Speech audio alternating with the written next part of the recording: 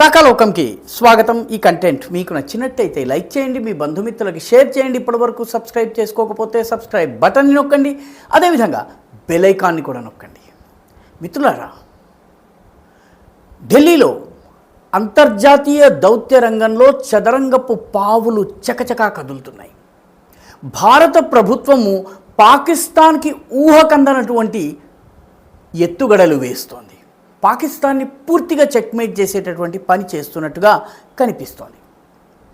పెహల్గాం దాడి తరువాత 9 ఉగ్రవాద స్థావరాల్ని చిత్తుగా ధ్వంసం చేసిన తరువాత పాకిస్తాన్ కొద్దిగా అహంకరించి డ్రోన్లతోటి మిసైళ్లతో దాడి చేసే ప్రయత్నం చేస్తే చావు దెబ్బగొట్టి మొత్తము దాని ఎయిర్ ఫోర్స్ హాయిగా దుప్పటి కప్పుకునే పడుకునేలా చేసినటువంటి భారత సైన్యం, భారత ప్రభుత్వము ఇప్పుడు పాకిస్తాన్ని దిగ్బంధనం చేసేందుకు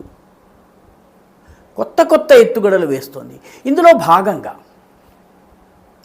కొద్ది రోజుల క్రితమే ఆఫ్ఘనిస్తాన్కి చెందినటువంటి తాలిబాన్ ప్రభుత్వానికి చెందినటువంటి ఒక కీలకమైనటువంటి నాయకుడు భారతదేశంలో రహస్యంగా పర్యటించి వెళ్ళారు. ఆయన వెళ్ళారు. ఆయన వచ్చినట్టుగా అధికారికంగా ప్రకటన లేదు, ఒక ఫోటోగ్రాఫ్ లేదు, పత్రికల్లో లేదు. అటు ఆఫ్ఘనిస్తాన్ మాట్లాడలేదు, ఇటు భారతదేశం మాట్లాడలేదు. ఆ వచ్చిన వ్యక్తి పేరు ముల్లా మొహమ్మద్ ఇబ్రాహీం సదర్.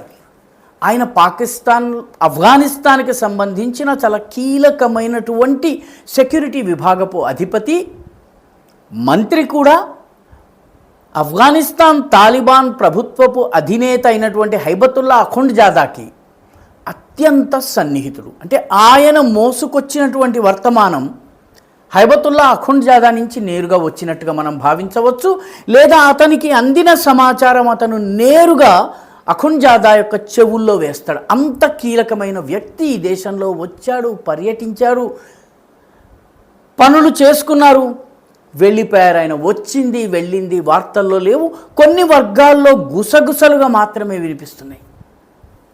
ఆయన ఎందుకు వచ్చారు అన్నది పాకిస్తాన్కి ఇప్పటికీ అంతుపట్టడం లేదు. ఎందుకంటే పాకిస్తాన్కి పశ్చిమ దిక్కున ఉన్నటువంటి ప్రధాన శత్రువు ఆఫ్ఘనిస్తాన్.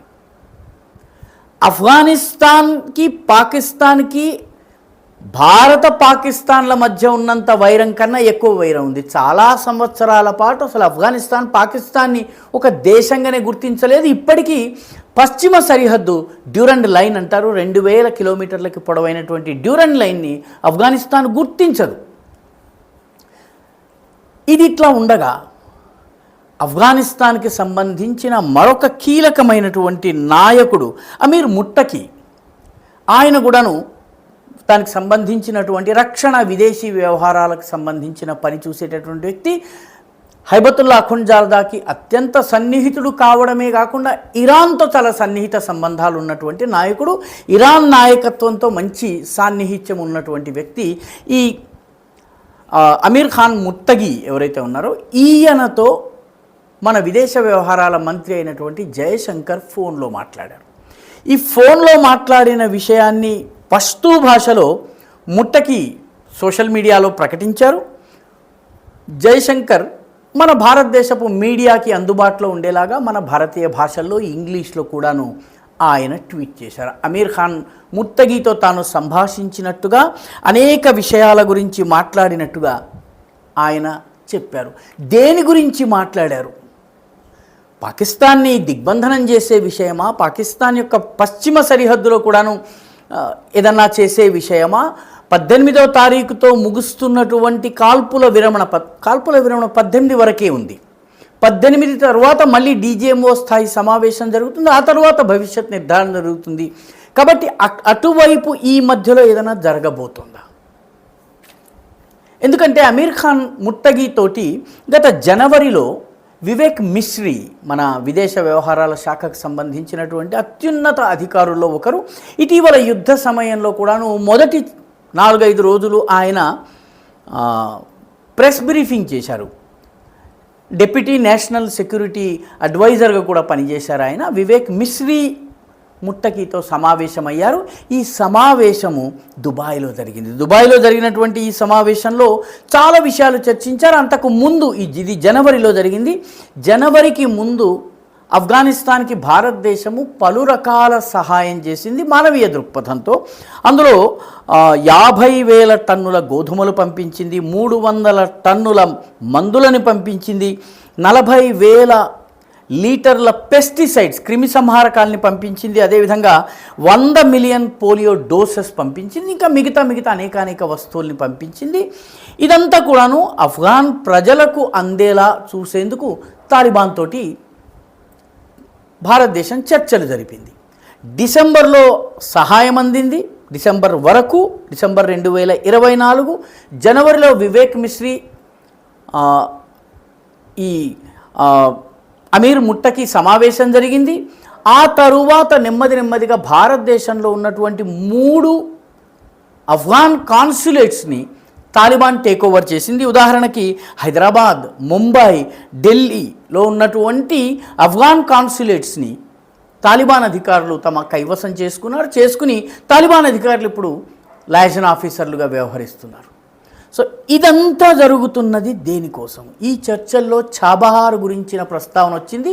చాబహార్ ఇరాన్లో ఉన్నటువంటి పోర్ట్. ఇరాన్లో ఉన్నటువంటి ఈ పోర్ట్ ద్వారా భారతదేశము సరుకుని కానీ మిగతా వస్తువుల్ని కానీ ఇరాన్లో ఉన్న జాహెదాన్ ప్రాంతం దాకా పంపిస్తే జాహెదాన్ ప్రాంతం దగ్గర నుంచి అది ఆఫ్ఘనిస్తాన్లో ఉన్నటువంటి భారతదేశం వేసిన రోడ్లు ఉన్నాయి, ఆ రోడ్ల ద్వారా ఆఫ్ఘనిస్తాన్కి చేరుతుంది. అదేవిధంగా భారతదేశం ఆఫ్ఘాన్ నేలను ఉపయోగించుకుని తాజికిస్తాన్ దాకా వెళ్ళవచ్చు. తాజికిస్తాన్లోని ఫార్ఖోర్లో భారతదేశానికి చెందినటువంటి ఒక ఆసుపత్రి, ఒక మిలిటరీ బేస్ ఉన్నాయి.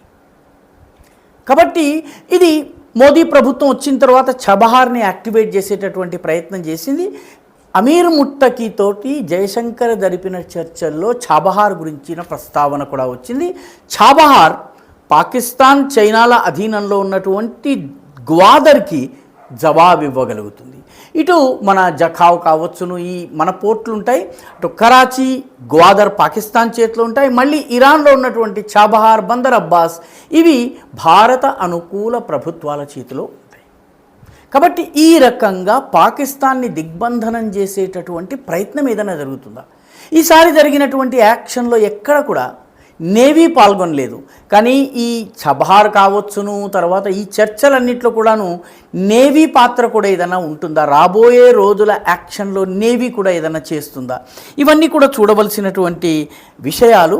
కాబట్టి ఈ హఠాత్ పర్యటనలు, అదేవిధంగా ఈ హఠాత్ ఫోన్ కాల్స్ పాకిస్తాన్ని చెక్మేట్ చేసేందుకు భారతదేశము ఆఫ్ఘనిస్తాన్తో కలిసి, పాకిస్తాన్ యొక్క బద్ధ శత్రువు అయినటువంటి ఆఫ్ఘనిస్తాన్తో కలిసి చేస్తున్నటువంటి చర్యల్లా కనిపిస్తున్నాయి. రానున్న రోజుల్లో దీని ప్రభావము కనిపించబోతోంది.